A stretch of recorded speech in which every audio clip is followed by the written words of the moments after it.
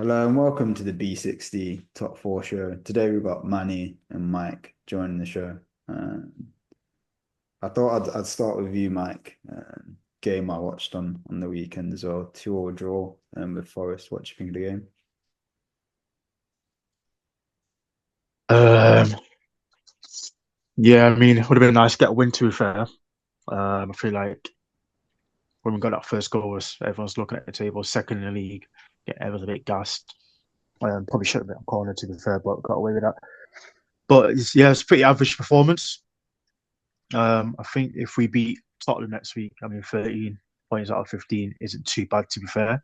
Mm. Obviously, away games are never easy in the Premier League, so it's better than having no points. Probably would have lost that game last year, to be fair. So did well to get at least a point, but again, should be winning them games, especially if you want to be getting in the top four this season, top four, top six, whatever the goal is.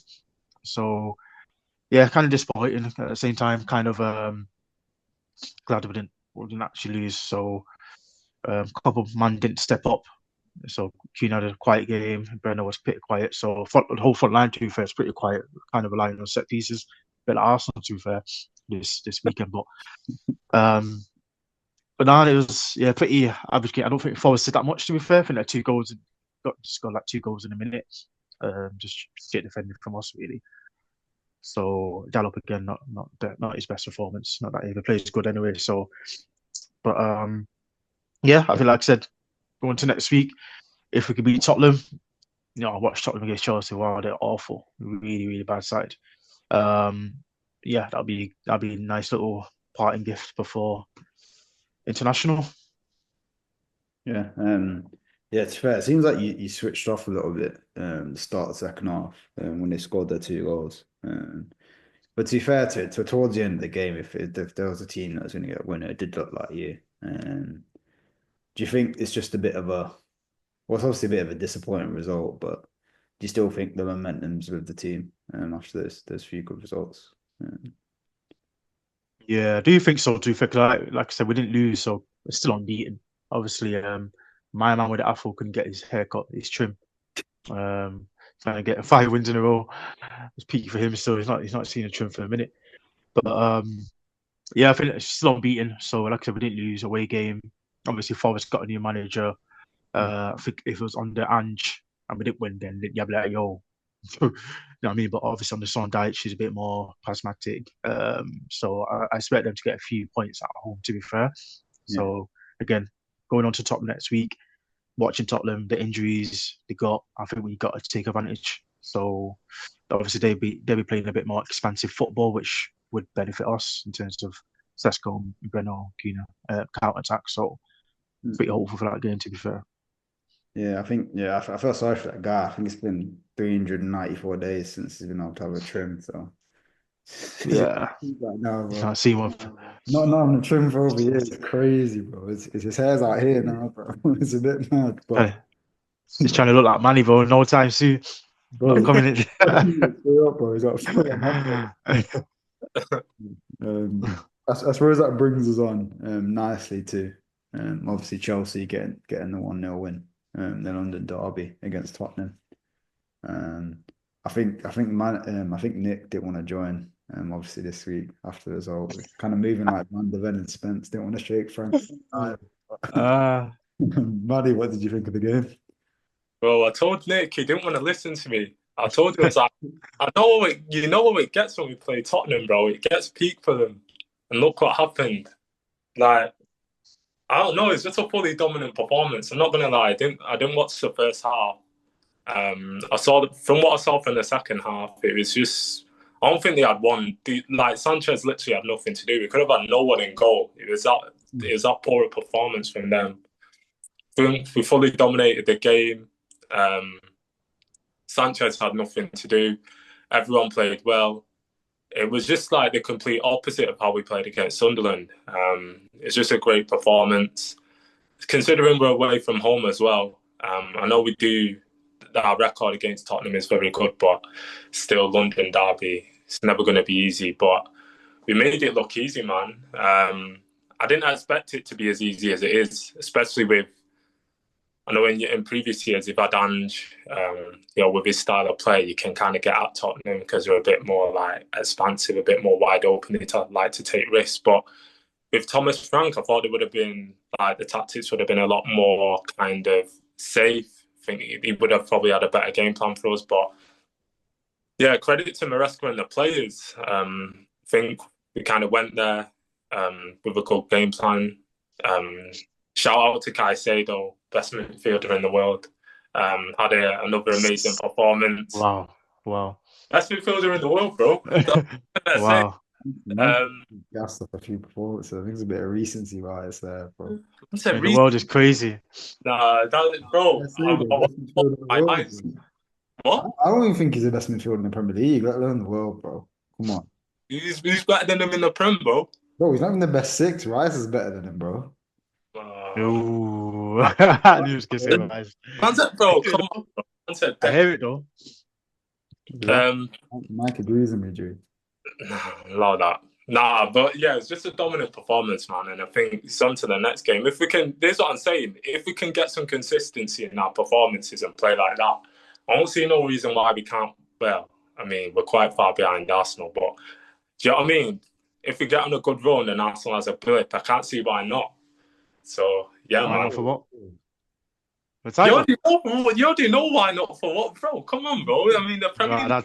Tottenham game getting gas, bro. Tottenham's a weird team where like they're really strong away from home, but like they've not been as strong at home as they have been away this season. Yeah. It's almost like playing them at home is kind of like so it's almost like better. You're better off doing that than playing them away, especially this season. But I don't know, bro, about title races. I know a couple of United fans got a bit gassed, and then Forest, bro, they're like, come on, bro, they're basically like a relegation threat inside at this point. But even me, bro, I'm not being funny. Like, I think I need to be more optimistic because, like, supporting Arsenal, I'm not even like, I think it's too early to be talking about title and all that. And we're like 6 points clear. So I don't know about Spurs and Chelsea, I'll be honest. I think our biggest challenges will be City. I think a lot of that depends on Haaland, though. I think if Haaland gets injured, then I don't think they'll mount a serious challenge. I think if he stays fit, though, he's probably firing into a title challenge himself at the minute. But yeah, I'll move on to the Arsenal game. A boring game, but can't. Yeah. To be fair, it kind of has been, but as a fan, weird enough, I don't mind it, bro. Like, I don't feel worried watching the game. There's no heart in the mouth moments, stuff like that. Bro, I'm calm and relaxed, bro. There's no stress, bro. Come on, bro. It's very relaxing at the minute. I'm used to like being all stressed out watching games, just like, bro, we just control games from now, bro. I can just sit there knowing that 9 times out of 10 we're gonna get the win. So I'm quite happy with the way we're playing in a minute, bro. And like, we don't even look like conceding. So yeah, just no stress watching games. And I've got to say, it was a shame he came off injured at half time, but Gyökeres, I think he had his best game, I think, in an Arsenal shirt so far. Havertz, bro, that guy, he's gone MIA. Yeah, nah, he's been injured, hasn't he? But I think he's coming back. I mean, he's only a couple of weeks away. Same with, I think, Madueke as well. I think Erdegaard's similar. So hopefully they should be back soon. Then Jesus should be back in December as well. So we've got a few players still to come. We're still getting the results. So I think when we've got everyone back fit, squad depth's looking a bit scary. But yeah, Gyökeres, he played really well. His movement in behind was quality. His link-up play was great. There's a ball he put across for Trossard, which led to Rice's goal. It's a quality ball. Like, you wouldn't be surprised if it was like De Bruyne or someone putting that pass across the box. He split the defense. It was quality. Obviously, his goal, again, is similar to Atletico. It was only like 2 yards out, but I don't mind as long as he sticks in the back of the net. I don't really care how he scores. So hopefully it's just a bit of a niggle, I think. It's this little. So hopefully he should be back for the weekend. But yeah, it was a good win from us, to be fair. Again, Burnley didn't provide too much threat. So it's another win in the bank. But hopefully, I think we can keep this form going. We've had a good run of fixtures, I think. So hopefully. Sorry for interrupting you. Do you know what's dark about what you are doing? Like, it feels like you, man, haven't lost the game for time. And like, City are only 6 points behind you. Like, if you was to lose a game and City win a game, same game week, Yeah, all of a sudden they're 3 points behind you, and that man have been well in. Oh my God. yeah, but this is what I'm saying though. It's like we're too early in the season. We're what 10 games in. So no matter how consistent we've been, like, bro, we're not going to be that far ahead after 10 games. So I think it's too early to start talking about title race. I think that comes in March, April time, and we'll see. I think Christmas is the very earliest you start thinking, like January time after Christmas is done, we start thinking about a title. Who's going to be up there, but it's still early to be fair. The mad thing is, I think we're the first team in the Premier League that's won. We've won all 6 games in October. We haven't conceded a goal. So it's quite a good start. I think defensively, we're on track to beat that Mourinho team of 04, 05 for the best defense in the league. So I think we've been solid. So obviously they say defense wins the titles, but obviously we're getting the goals to get the wins in. Obviously, I'd like us to be a bit more expansive, but I can't really complain. Like we're winning games. So with that, I thought we'll move on to hot or not. I'll start with Arsenal. I'll probably give hot to Gyökeres. Like I said, I think he had his best game in an Arsenal shirt.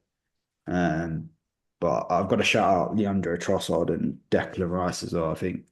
Obviously Rice got the second goal. Again, covered every blade of grass. Solid performance from in midfield. And Trossard, like he looked sharp. He was trying to make things happen and creating things from that left hand side. I thought he had a solid game. So yeah, that's hot. Not again. I don't think anyone really had a bad game to be fair. So again, I'm probably going to struggle to pick one. Yeah, there's no standout bad performances. I'll move on to you, Manny, hot or not for this game. I'll give it to Caicedo. That guy is just a baller, bro. If he carries on, he could reach the levels of N'Golo Kante. I can't lie. The way this guy's playing, like, I also don't think when you talk about defensive midfielders, I don't think there's anything that he can't do. I think right now we're just watching greatness. I can't lie, guys. Yo, You man, this guy's got Caicedo posters in his bedroom, man. I'm just saying. Watching greatness, you know. We talk about Messi or Caicedo. Yeah. Watching greatness. This is crazy. I think one day you man will realise there'll come a game where you man will be like, this guy's he's a different level, and he is there'll be I rate him, but yo, you gotta chill out, man. I promise you, I promise you, man. There'll come a time in this season where you man will be like, yeah, this guy's better than Rice. I promise you, because I watch him week in week out. We'd be a completely different team if you take Caicedo out of our midfield. I don't think that's really the same for Arsenal. I think he does a lot for you, but I feel like you could interchange him with the players that you have. Yeah, but that's because we've got a better squad than you, bro. Like at the minute, we can interchange. We can lose anyone from our squad and still replace him, bro. It's just how good our squad is. I don't know. I think if you better than Rice. No, I think if you lose... Bro, the amount of clips I've seen where like people are talking about most overrated players in the Premier League, and Caicedo comes up and they're saying like he just wants to be Conte so bad, but he's not. He's not that good. I hear it all the time, bro. And it's not from Arsenal fans, but it's from like West Ham fans, stuff like that, bro. Do you think Caicedo's overrated? Bro, the way you're talking about him, yeah, I think you're overrated him. Like greatness and that. Like, don't be wrong, he's a quality DM, but like I don't think he does anything that's like crazy out of the ordinary. Is he world class? Scored a couple of good goals recently, but bro, he's a DM, bro. He's a very good DM. What do you want player, but like he's a world class midfielder. Bro, like if you talk about greatness, would you class him up there with the all-time greats in the Premier League for the centre mid? That's greatness. He's not there. It's too early to say that, but he's on that trajectory. Bro, obviously, talking about him like he's some guy out Tory and that, bro. I don't think he's that guy. I'll be honest. Give him a couple of seasons. Give him a couple of seasons. That's what I was saying, bro.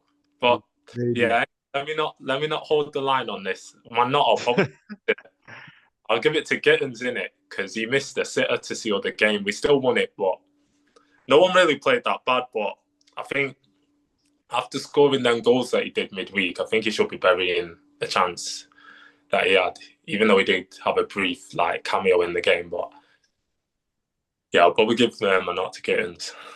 Yeah, I don't understand how he scored that volley in midweek and then didn't bag that one. But Because sometimes it's just luck, bro. That's what it is.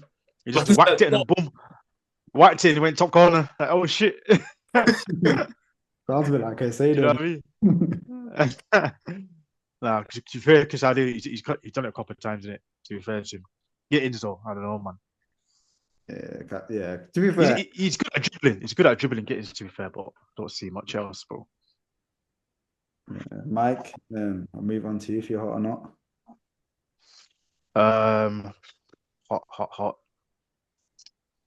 You played well, bro. I mean, I don't think there's any standout performances, to be fair, but I'll give a big shout out to Casemiro. I feel like he got wrote off. To be fair, when Amin came in, he got wrote off. He won't be starting him. Obviously, everyone's like, "Oh, Amin's system needs legs." He's paying Toby, some next kid who's on loan now to West Brom, over Casemiro, and then boom, he's come in as a squad since end of last season. Started playing good. Seen like the old Casemiro. This season, I think he's been vital to us because obviously he doesn't have the legs. We all know that, but he's smart. He's positioning. He's a bit like well, we all know the prime Casemiro, but he's more involved here at United, and obviously he pops up with an odd goal or two. And yeah, he was vital, and I think he had a decent game. Not, I feel like I say this guy's name every week, Dalot. And he's just he needs to go, man. I feel like I always thought he's a good squad player, but now I just feel like he's just a waste. He's just a waste. I feel like he's just there for vibes, bro, because he's Portuguese. He might vibe. He can vibe with the players or whatever, but he's not left wing back. He's not a right wing back. So where does he play? Unless another manager comes and plays him right back, but again, he shouldn't be starting right back. So it's kind of like I think he was the reason we conceded the second goal. I think he just lost his man and just scored. So yeah, it's just not good enough. He's been at the squad for years now, so he shouldn't be still making silly mistakes. Do you know what I mean? So yeah, I give it to Dalot. Yeah.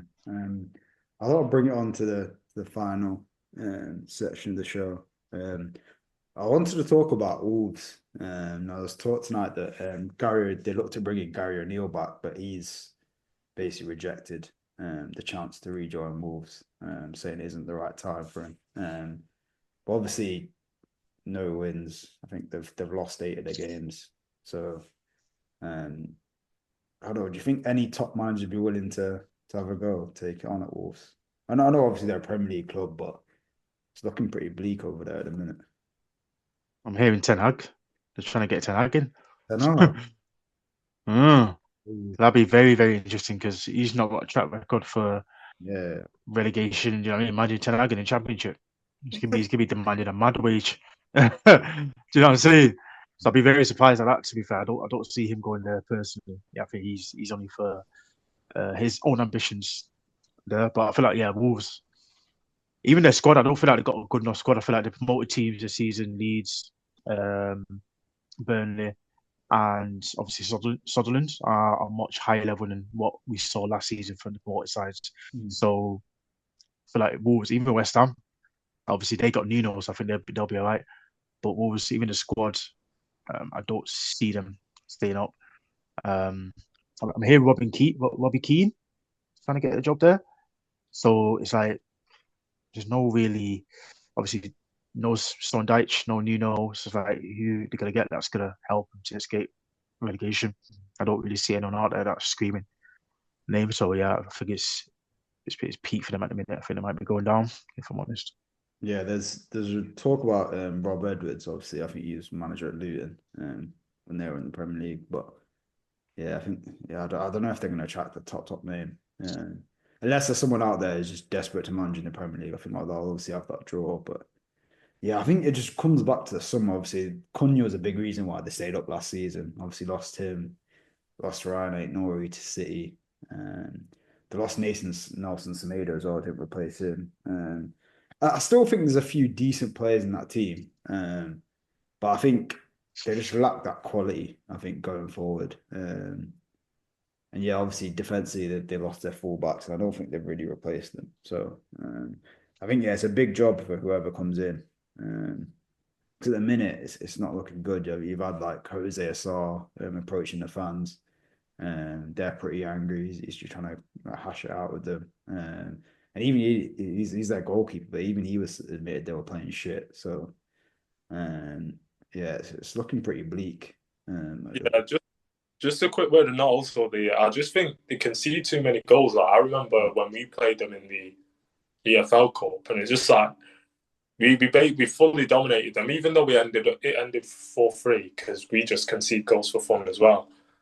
Like just every time we went forward, it just felt like we were going to score a goal, and I just feel like a bit similar to West Ham, like a week or two ago.